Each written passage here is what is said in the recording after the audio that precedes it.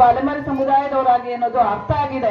ಹಾಗಾಗಿ ಇಂಥ ಅಧಿಕಾರಿಗಳು ಪ್ರತಿ ಒಂದು ಜಿಲ್ಲೆನಲ್ಲೂ ಪ್ರತಿ ಒಂದು ತಾಲೂಕಿನಲ್ಲೂ ಇರಬೇಕು ಅಂತ ನಾನು ನಿಮ್ಮೆಲ್ಲರ ಪರವಾಗಿ ಅವರಿಗೆ ಶುಭಾಶಯಗಳನ್ನ ಅಭಿನಂದನೆಗಳನ್ನ ಸಲ್ಲಿಸ್ತೇನೆ. ಅವರು ನುಡಿದಂತೆ ನಡ್ಕೊಂಡ್ರೆ ಹೇಗೆ ನಮ್ಮ ಸರ್ಕಾರ ನಮ್ಮ ಪಕ್ಷ ನುಡಿದಂತೆ ನಡ್ಕೊಂಡಿದೆ ಆ ರೀತಿ ನಮ್ಮ ಅಧಿಕಾರಿನ ನುಡಿದಂತೆ ನಡ್ಕೊಂಡು ಇವತ್ತು ಕೋಲಾರ ಜಿಲ್ಲೆಗೆ ಮಾದರಿ ಅಧಿಕಾರಿಯಾಗಿ ಅವರು ಹೆಸರುವಾಸಿ ಆಗ್ಬೇಕು. ಕೆಲವೇ ದಿನಗಳಿಂದ ಇವರು ಸೇವೆ ಸಲ್ಲಿಸಿದ್ರು 13 ವರ್ಷದ ಸಮಸ್ಯೆಯನ್ನ 3 ತಿಂಗಳಲ್ಲಿ ಬಗೆಹರಿಸಿದ್ದಾರೆ ಅನ್ನೋ ಒಂದು ಕೀರ್ತಿ ಅವರಿಗೆ ಬರಲಿ ಅಂತ ನಾನು ನಿಮ್ಮೆಲ್ಲರ ಪರವಾಗಿ ಆಶಿಸ್ತಾ ಆದಷ್ಟು ಬೇಗ ನಿಮ್ಮ ಸಮಸ್ಯೆ ಬಗೆಹರುತ್ತೆ ಅನ್ನೋ ಒಂದು ನಂಬಿಕೆ ವಿಶ್ವಾಸ ನನಗೂ ಕೂಡ ಇದೆ ಅಂತ ಹೇಳ್ತಾ ನಾನು ಇನ್ನೆಚ್ಚು ಮಾತಾಡ್ಲಿಕ್ಕೆ ಹೋಗೋದಿಲ್ಲ. ಈಗಾಗಲೇ ನಿಗಮದ ವತಿಯಿಂದ ಎಲ್ಲ ಯೋಜನೆಗಳನ್ನ ಫಲಾನುಭವಿಗಳ ಫಲಾಪೇಕ್ಷಿಗಳ ಅರ್ಜಿಯನ್ನ ಆನ್ಲೈನ್ ನಲ್ಲಿ ಆಹ್ವಾನ ಮಾಡಿದ್ದೀವಿ. 7ನೇ ತಾರೀಕಿಂದ ನಿಮ್ಮ ಸೇವಾ ಸಿಂಧು ಪೋರ್ಟಲ್ ನಲ್ಲಿ ಹೋಗಿ ಗ್ರಾಮ 1ದಲ್ಲಿ ಹೋಗಿ ನೀವು ನಿಮ್ಮ ಅಪ್ಲಿಕೇಶನ್ ಅನ್ನ ಆನ್ಲೈನ್ ಅಲ್ಲಿ ಹಾಕ್ಬೇಕು. 23, 24ರಲ್ಲಿ ಅರ್ಜಿ ಹಾಕಿರ್ತಕ್ಕಂಥವ್ರು ಮತ್ತೆ ಹಾಕೋ ಅವಶ್ಯಕತೆ ಇಲ್ಲ.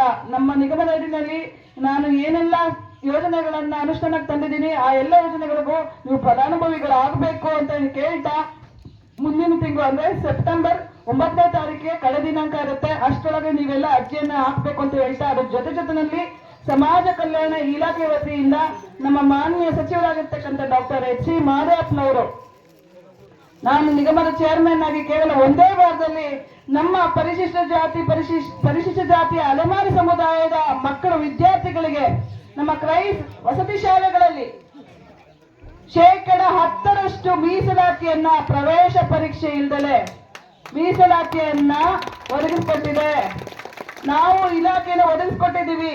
ಈ ಸೌಲಭ್ಯವನ್ನ ನೀವು ಪಡ್ಕೋಬೇಕು. ಬೇರೆ ಸಮುದಾಯದ ಅನ್ಯ ಸಮುದಾಯದ ಅಂದ್ರೆ ನಮ್ಮ ಸಹೋದರ ಸಮುದಾಯದ ಪರಿಶಿಷ್ಟ ಜಾತಿ ವಿದ್ಯಾರ್ಥಿಗಳಿಗೆ ಪ್ರವೇಶ ಪರೀಕ್ಷೆ ಇರುತ್ತೆ. ಆದ್ರೆ ಅಲೆಮಾರಿ ಮಕ್ಕಳಿಗೆ ಪ್ರವೇಶ ಪರೀಕ್ಷೆ ಇಲ್ಲ. ಈ ಸೌಲಭ್ಯವನ್ನ ಸಮರ್ಪಕವಾಗಿ ನೀವೆಲ್ಲ ಬಳಸ್ಕೋಬೇಕು ಅಂತ ಹೇಳ್ತಾ ಶಿಕ್ಷಣ ಒಂದೇ ಮಾರ್ಗ.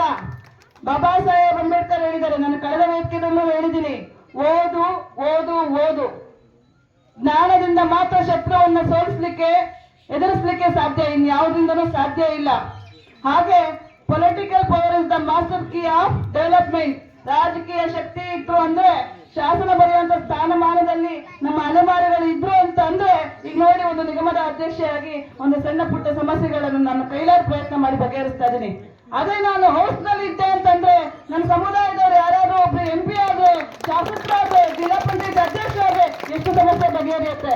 ಆ ನಿಟ್ಟಿನಲ್ಲಿ ನಮ್ಮವ್ರು ಯಾರು ಒಬ್ರು ಪ್ರಯತ್ನ ಮಾಡ್ತಿದ್ದಾರೆ, ಅದು ಯಾವ ಪಕ್ಷದಲ್ಲಾದ್ರೂ ಆಗ್ಲಿ ಅದು ಯಾವ ಕ್ಷೇತ್ರದಲ್ಲಾದ್ರೂ ಆಗ್ಲಿ ನಮ್ಮವರೊಬ್ರು ಪ್ರಯತ್ನ ಮಾಡ್ತಾ ಇದ್ದಾರೆ ಅಂದ್ರೆ ನನ್ನನ್ನು ಒಳಗೊಂಡಂತೆ ಪ್ರತಿಯೊಬ್ರು ಅವರಿಂದ ಬೆನ್ನೆಲುಬಾಗಿ ನಿಲ್ಲಬೇಕು, ಶಕ್ತಿಯನ್ನ ತುಂಬಬೇಕು, ರಾಜಕೀಯ ಶಕ್ತಿಯನ್ನ ಪಡ್ಕೋಬೇಕು, ಸಂವಿಧಾನಿಕ ಶಕ್ತಿಯನ್ನ ಪಡ್ಕೋಬೇಕು ಅಂತ ಹೇಳ್ತಾ ನಿಮ್ಮೆಲ್ಲರಿಗೂ ನನ್ನ ಹೃದಯಪೂರ್ವಕ ನಮಸ್ಕಾರಗಳನ್ನು ತಿಳಿಸ್ತಾ ನನ್ನ ಮಾತು ಮುಗಿಸ್ತೇನೆ. ಜೈ ಭೀಮ್, ಜೈ ಸಂವಿಧಾನ.